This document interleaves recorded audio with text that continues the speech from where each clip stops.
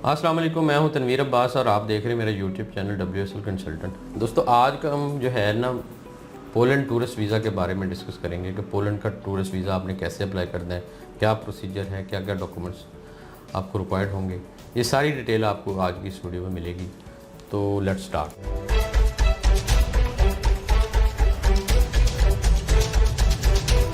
दोस्तों, पोलैंड जो है वो एक फेमस टूरिस्ट प्लेस है। पाकिस्तान से बहुत सारे लोग पोलैंड जाना चाहते हैं, वहाँ की टूरिस्ट प्लेस को देखना चाहते हैं और शेंजन का घूमना चाहते हैं। इसके अलावा पोलैंड जो है वो शेंजन कंट्रीज़ की लिस्ट में आता है। ये भी एक शेंजन कंट्री है। पोलैंड का कैपिटल वारसा है और इसकी पॉपुलेशन 38 मिलियन है। फेमस टूरिस्ट प्लेसेस की बात करें तो राइजिंग म्यूज़ियम है, क्रूप फॉरेस्ट है, लेजेंकी पार्क है, वेवल रॉयल कैसल है और बहुत सारी टूरिस्ट प्लेसेस हैं जहाँ पर आप जाकर विज़िट कर सकते हैं।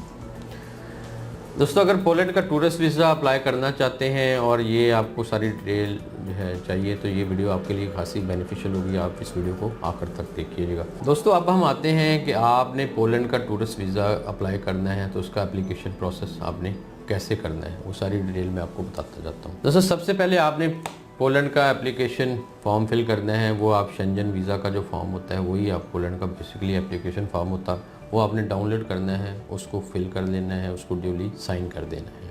उसके साथ आपने जो चीज़ें लगानी है वो मैं आपको एक एक करके बताता जाता हूँ। आपने उसके साथ वैलिड पासपोर्ट जिसमें कम से कम 2 ब्लैंक पेजेस होने चाहिए, वो आपने साथ लगाना है। 2 फोटोग्राफ्स चाहिए होंगी जो कि 6 माह से पुरानी नहीं हो और जिसमें हैड ग्लासेस और कुछ भी ना लगो। According to the Schengen visa requirement के मुताबिक आपने उन फ़ोटोज़ को बनाना है। वाइट बैकग्राउंड के साथ वो फ़ोटो रिक्वायर्ड होंगी। अगर आपने पहले कोई ट्रैवल हिस्ट्री है तो वो आपने देनी है।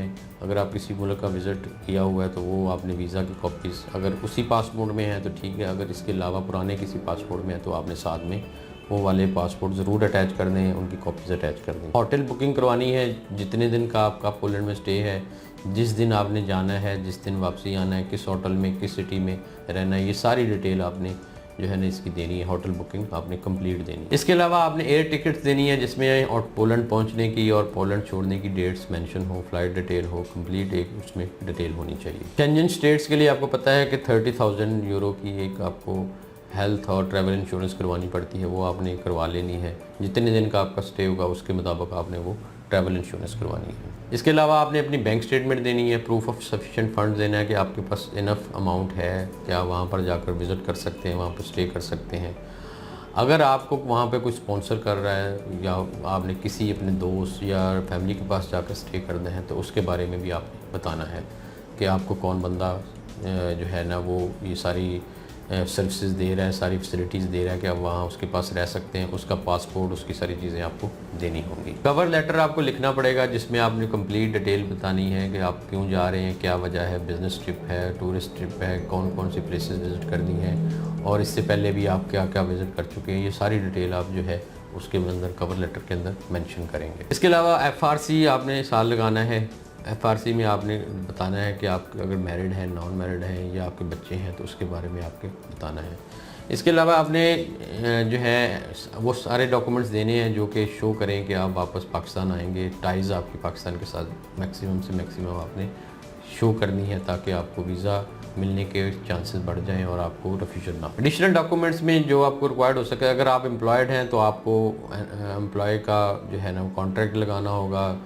वहाँ से उसके साथ जो है ना NOC ले लें कि उसको कोई ऑब्जेक्शन नहीं है कि आप विज़िट करने के लिए जा सकते हैं। करंट बैंक स्टेटमेंट देनी होगी जो आप जो है लास्ट 6 मंथ की आपको देनी पड़ेगी। इनकम टैक्स रिटर्न देनी होगी। सैलरी स्लिप्स आपको साल लगानी होंगी। अगर आप सेल्फ एम्प्लॉयड हैं यानी बिज़नेस कर रहे हैं तो आपने अपने बिज़नेस का जो है डॉक्यूमेंट्स साल लगाने होंगे। कंपनी की बैंक स्टेटमेंट लगानी होगी 6 माह की और इसके अलावा आपने इनकम टैक्स रिटर्न आपने साल लगानी होगी। अगर आप स्टूडेंट हैं और विज़िट करना चाहते हैं तो आपको यूनिवर्सिटी, कॉलेज या जो भी आपका स्कूल है उसका एनरोलमेंट लेना होगा। इसके अलावा आपको नो ऑब्जेक्शन सर्टिफिकेट स्कूल से लेना होगा, यूनिवर्सिटी से लेना होगा।